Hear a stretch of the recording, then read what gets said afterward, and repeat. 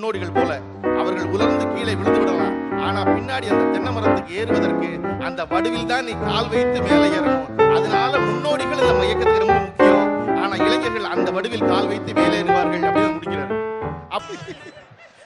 அதாவது தலைவர், கழகத்தின் தலைவர், செயலாளர், பொருளாளர் உள்ளிட்ட இளைஞரணி செயலாளர் திரு உதயநிதி ஸ்டாலின் அவர்கள் முன்னின்று நடத்தும் இளைஞரணி 2வது மாநில மாநாட்டிற்கு வந்திருக்கும் எல்லாருக்கும் வணக்கம் சொல்ல வேண்டிய நேரம் இருந்தாலும் கொடுக்கப்பட்ட 8 நிமிடங்களில் 1 நிமிடம் வணக்கம் சொல்லியே முடிந்துவிடும் என்பதனால் நேரடியாக விஷயத்துக்கு வர நினைக்கிறேன். ஏன்னா செந்தில் ஒவ்வொரு தடவையும் 10 நிமிஷம் சொல்லிட்டு 8வது நிமிஷமே கொண்டு வந்து பேப்பர் வைக்கிறாரு. எனக்கு செல்வேந்திரன் அண்ணன் மாதிரி கரெக்டாக வேறு 8வது நிமிஷம் முடிக்க வராது. என்னடா மிச்சம் விட்டுருமே அப்படிங்கிற யோசனையில் இருக்கும்போது எனக்கு பெரிய மகிழ்ச்சி என்ன அப்படின்னா, இன்னைக்கு இந்த மாநாடு எவ்வளவு பெரிய வெற்றி என்றால், சேலத்திலிருந்து இந்த மாநாட்டிற்கு கிட்டத்தட்ட 4.5 மணி நேரம் பயணப்பட்டு நான் சேர்ந்திருக்கேன். காலையில் கிளம்பி மத்தியானத்துக்கு. அதுதான் இந்த மாநாட்டின் பெரிய வெற்றி நான் நினைக்கிறேன். நேற்று நேரண்ணன் பேசிக்கிட்டு இருக்கும்போது பேட்டியில் சொன்னாங்க, என்னன்னா பெரிய பந்தலம் வச்சுருக்கோம், உள்ளுக்குள்ளே 2.5 லட்சம் பேர் இருப்பாங்க. நேரண்ணன் சொன்ன பேட்டி பார்த்தீங்கன்னா நீங்கள் தெரில, உள்ளுக்குள்ளே 2.5 லட்சம் பேர் உட்கார முடியும், வெளியே இருந்து 2.5 லட்சம் பேர் கேட்க முடியும்னு. நேரண்ணன் கடைசி வரை சொல்லலை, ஹைவேல ஒரு 2.5 லட்சம் பேர் இருப்பாங்க, அவங்கள கடந்து தான் நீங்கள் வரணுங்கிறது. அவ்வளவு தடுமாறி நான் சேர்ந்தேங்க. எனக்கு கொடுக்கப்பட்ட தலைப்பு எனக்கு ரொம்ப மகிழ்ச்சிகரமான ஒரு தலைப்பு. ஏன்னா இங்கே கலைஞரோடு இருந்த மூத்த தலைவர்கள் எல்லோரும் நிறைந்திருக்கிற இந்த அவையில்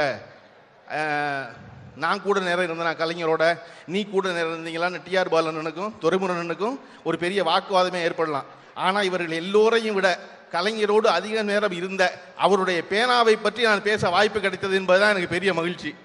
கிட்டத்தட்ட 14 வயதில் எழுத தொடங்கிய ஒருவர் 94 வயது வரையும் எழுதி தீர்ப்பது என்பதற்குல்ல, அது தமிழ்நாட்டில், இந்தியாவில், உலகத்தில் இப்படி ஒரு தலைவர் கிடையவே கிடையாது. அவ்வளோ எழுதி தள்ளியிருக்குது. அதுவும் நீ பார்த்தீங்கன்னா அவருடைய நாவல்கள், வரலாற்று நாவல்கள், கட்டுரைகள், கவிதைகள், 75 திரைப்படங்கள், இதற்கெல்லாம் மேலாக அவர் ரொம்ப இணக்கமாக மகிழ்ச்சியோடு இருந்தது எப்போ அப்படின்னா, அவர் தன் உடன்பிறப்புகளுக்கு எழுதிய 4051 கடிதங்கள் எழுதியிருக்கார். அவர் அதுக்கு தான் அவர் பெரிதும் மகிழ்ந்திருப்பார். அந்த தொகுப்பு கிட்டத்தட்ட 54 தொகுப்பு, 54 தொகுதி. அந்த கலைஞர் உடன்பிறப்புக்கு எழுதிய புத்தகங்களை அடுக்கணும்னா கலைஞரை விட உயரமாக அந்த புத்தகம்.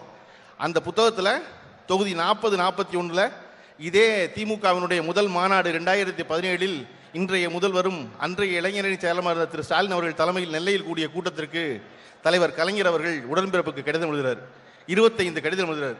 அந்த 25 கடிதம் என்ன பேசுது அப்படின்னா, மொத்தமும் தன் கட்சிக்கு சொல்ற செய்தி, முக்கியமான செய்தி என்ன பண்ணா, இளைஞர்களுக்கு வழிவிடுவோம்ங்கிறதா அதில் தலைப்பு. அப்போ இளைஞர்களுக்கு வழிவிடுவோம்னா இருக்கிற சீனியர்லாம் போயிடுறதா அப்படின்னு ஒரு கேள்வி இருக்கும்ல. அது கலைஞர் தனக்கே ஒரு உண்மையோடு சொல்லுகிறார். ஒரு தென்னை மரத்தை நட்டு வளர்க்குறோம், அந்த தென்னை மரம் 6 மாதம் வளருது, வளர்ந்தோன்னு அதில் ஒரு மட்டை கீழே விழுந்துருது. தொடர்ச்சியாக மரம் வளர வளர அந்த மட்டை ஒரு காலத்தில் உலர்ந்து கீழே விழுந்துருது. அதுவெல்லாம் இந்த இயக்கத்தின் முன்னோடிகள் போல அவர்கள் உலர்ந்து கீழே விழுந்து விடலாம். ஆனால் பின்னாடி அந்த தென்னை மரத்துக்கு ஏறுவதற்கு அந்த வடுவில் தான் நீ கால் வைத்து மேலே ஏறணும். அதனால முன்னோடிகள் நம்ம இயக்கத்துக்கு ரொம்ப முக்கியம். ஆனால் இளைஞர்கள் அந்த வடுவில் கால் வைத்து மேலே ஏறுவார்கள் அப்படின்னு முடிக்கிறார்.